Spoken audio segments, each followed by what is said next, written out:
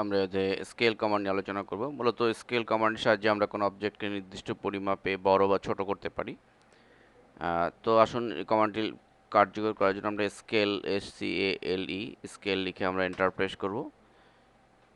Select object, আমাদের যে অবজেক্টটিকে আমরা বড় বা ছোট করতে চাই তো সিলেক্ট করতে হবে। আমাদের সার্কেলটি যেহেতু আমরা বড় করতে চাই তাহলে আমরা এটিকে সিলেক্ট করব ক্লিক করার মাধ্যমে এবং এন্টার প্রেস করব কিবোর্ড থেকে। স্পেসিফিক বেস পয়েন্ট, আমরা কোথায় এটিকে বসাবো এই বেস পয়েন্ট দিতে হবে। আমরা সাপোজ আমরা ডান দিকে মাউস পয়েন্টার নিয়ে বেস পয়েন্ট নিলাম।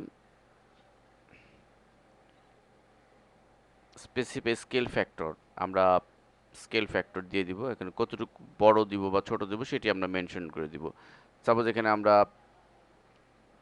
2 দিয়ে দিলাম, 2 দিয়ে এন্টার চাপবো।